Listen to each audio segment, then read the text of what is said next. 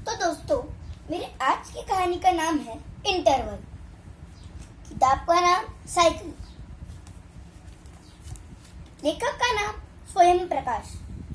मैं मज्जू, जक्कू, मन्नू, राधेश्याम और बालकृष्ण की दोस्ती पूरे स्कूल में मशहूर थी। हमारा एक गुट था। हम लोग साथ साथ रहते थे, साथ साथ पढ़ते थे, साथ साथ घूमते थे। हमारे घर दूर दूर थे, लेकिन फिर भी अक्सर एक दूसरे के घर पर आते जाते रहते थे। हमारे परिवार वाले भी सबसे अच्छी तरह परिचित थे। वे हमें भी अपने परिवार का बच्चा ही समझते थे।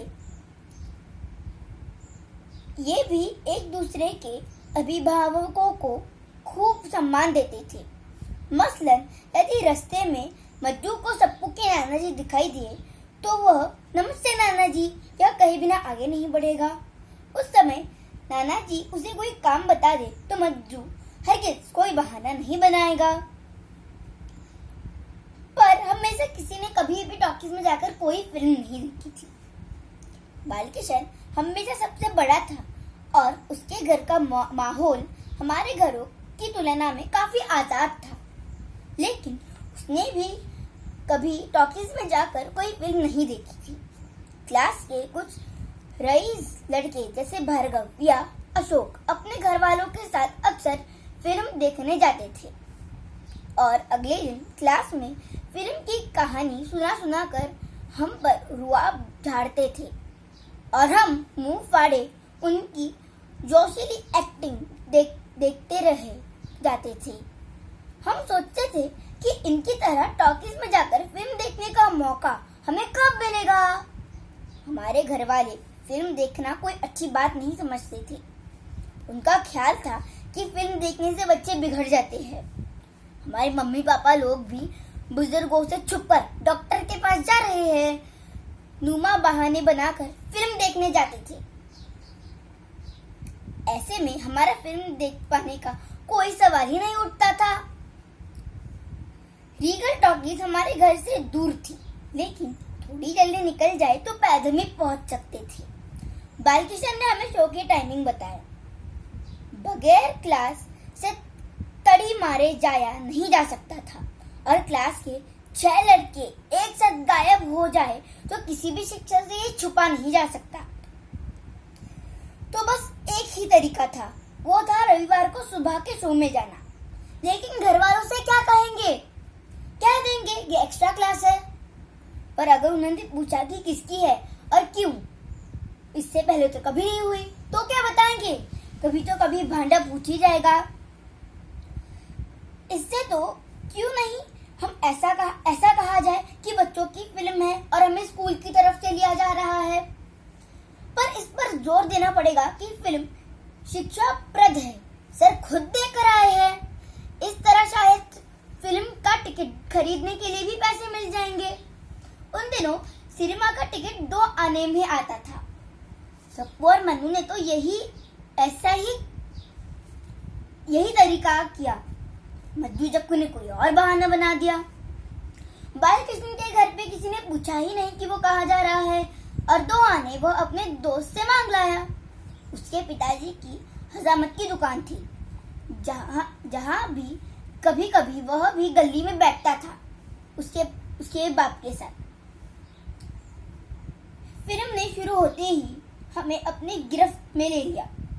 फिल्म 2 बच्चों के बारे में थी।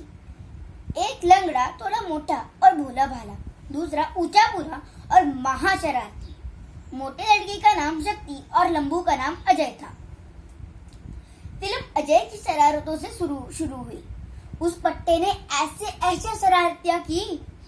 कभी रात को भूत बनकर अपने वार्डर को डराता, कभी दाल में ढेर सारा नमक डालकर रसोइये को डांट पड़वाता। एक दिन तो एक जिंदा कछुआ लाया और रात को उसके पीठ पर एक मोमबत्ती डाली और अपने सर के कमरे में छोड़ दिया। पूरा हॉल हंसने लगा। लेकिन थोड़ी ही देर में सारा माहौल बदल गया। शक्ति की कहानी शुरू हो गई। उसकी माँ बताती है कि वह शक्ति की फीस का जुगाड़ नहीं कर पाई और शक्ति को स्कूल छोड़नी पड़ी। तो माँ रोने लगी। शक्ति उसे चुप करवाता है।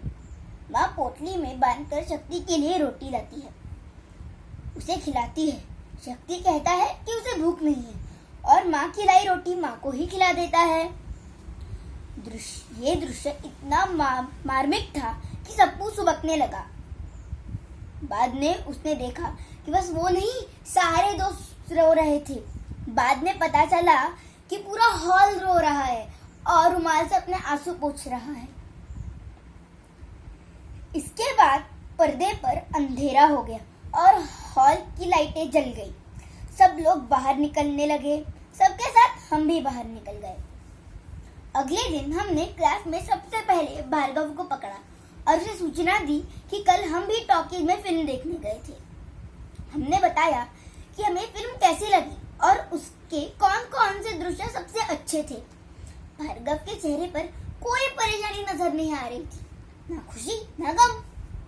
जैसे हमने जो किया वो हमें करना ही चाहिए था। झक्कू ने बताया कि यार मैं तो फिल्म में खूब रोया।